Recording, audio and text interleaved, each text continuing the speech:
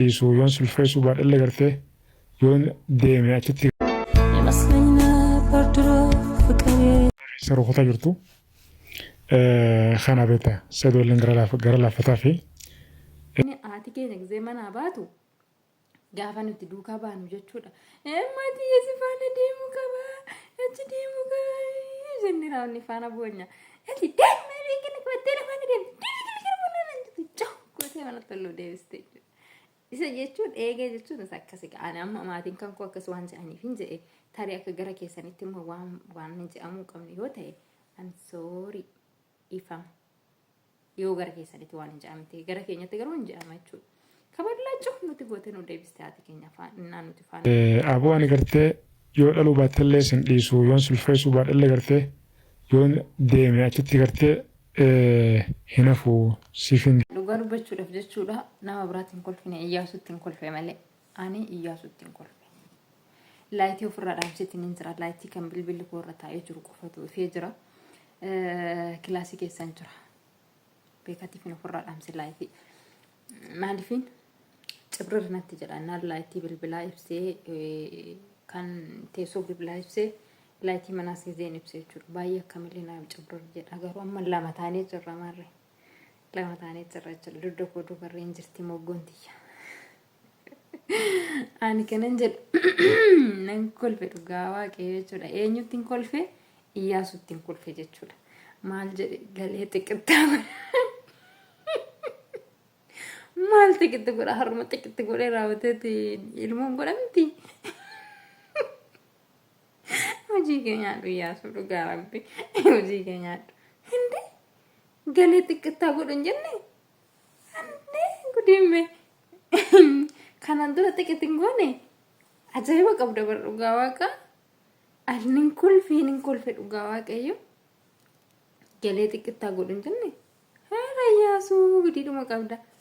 Hindi aga amma maal eega torbee lama waliin jiraatan bara Iyyaasu.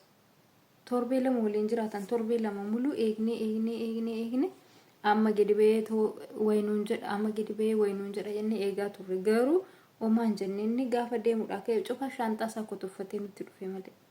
Amma waan jedhan qabu garuu ergasii asii wantoonni hundi galtee fi waan jirtu dubbate malee jechuudha.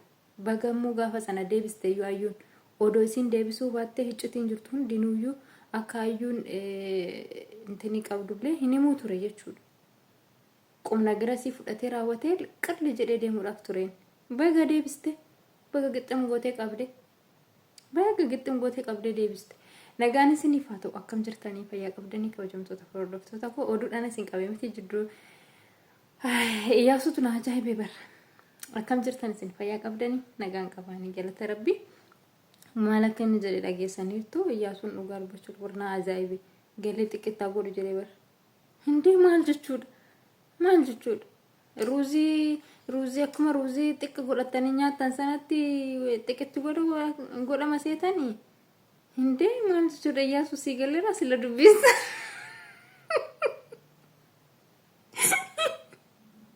Yaa Rabbi gooftaa namaas sila sii galee dubbichi ilma koo qaasaatti. Maaliin godhina wayya ijoollee kanaan anoo raggadhe jidduu isaaniitti viidiyoo isaanii dhaggeeffachuun niisu kolfuun niisu sagalee koo wal fudhadheetumaan kolfinnaan viidiyocha dhaggeeffadhu.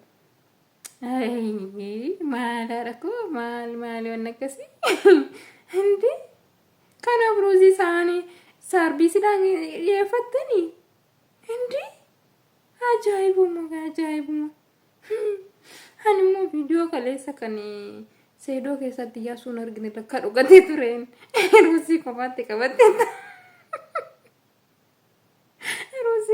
qabatee isaan immoo kana ga'u qabuma keenyaatti isaanoo tirii guutuu fixanii kan eebbifame siifaa ta'u maalumaaf hindi na ajaa'ibdee bara Iyyaasuu dhugaa hindi kan eebbifame siifaa ta'u bilaaf yaasiin jennee irra ilma koo. Hindi sarbiisii amma sana ga'u qofaatti qabattee naa teessu garuu na ajaa'ibde. Kaleessa sarbiisii guutuun dhumee jira sin argine ጊዜ sun hin jirtooti. እና የገረመኝ ደግሞ ማለት ነው ወቢ fi eenyu maqaan isaa Saayidoo jidduu kan taa'e jechuudha. Miskiina miskiinuma kana dhugaa qabiidicha laaleen jechuudhaani. Innaa wabii maayikii qabataasu wabii jedhee laala. Innas Seydoo laala. Miskiina dhugaa rabbi maal yoo maayikii itti kennitanii ta'u waan garaasaa dubbate ofii keessa. Wayi dhugaa waaqa maal dhugaa rabbi innaa inni ija isaa quluc asiifatti godhu akka nama raree dhugaa waaqayyo. Hojii keessan nyaadhaa wabii fi maqaan isaa maana qabamu dida maqaa Yesuusin. Maqaan isaa Seydoo jechuudha. Abbaa mana hayyuun jedha. Abbaan mana hayyuu jechuudha. Hojii keessan nyaadhaa wabiif abbaan mana hayyuu.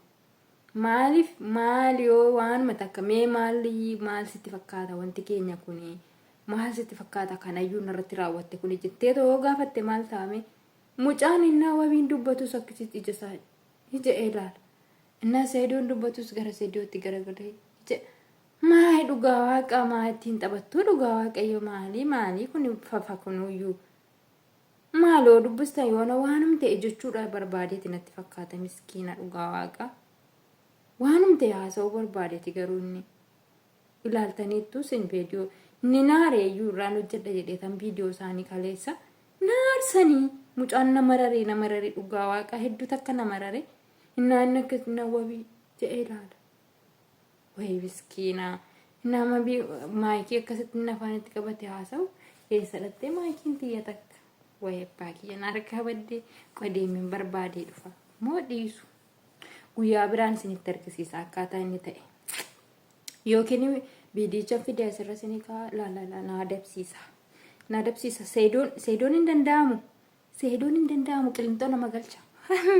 Viidiyoo isaa finnaani biyyee nyaattan jechuudha masxanaqqaqa ofa xanaqqaqaati hojjedha gizee hojjettu viidiyoo isaa irratti gizee hojjettan jechuudha xiniqaa galaan hojjedhaa malee Seedoon biyyoo afarii siin nyaachisa. Biyyoo afarii jechuudha biyyoo afarii qilintootti siin gasha.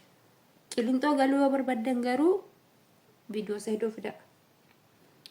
Viidiyoo Seedoo fiduu barbaaddu taanaan qilintoo ofuma keessanii itti seentan naxxanii jechuudha. Qilintootti. Garuu daqiiqaa sakandii 15 fidachuu hin dandeessan. Sakandii 15 ol finna taanaan ofii keessanii qilintoo galuu. Viidiyoo isaanii hunda fuunee raawwannee chaanala keenya irratti hophi goota jettanii ofii keessanii qilintoo galuu nama kumatina. Dhangashu. Takka immoo jechuudha. Takka immoo jechoota gadhee ittiin barreessina qilintoo galtan ani isinitti dhangashu ani Seedoo ani wadda hallo anda eheetik wadda hallo geeta akka boleettitti si yaalladha akka boleettitti inni geessa ergi dhuftee viidiyoo kana argita yoo taate tas bakki tun illee tasii ciramtee si bira geesse yaa Seedoo yaa abbaa Jamiila. Ani sin jaaladha. Osoo sin jaalachuu baadde ani hoggaa meeqa umurii kiyya xiqqishuu cuucedha kaasee sana isin hordofuu jalqabe.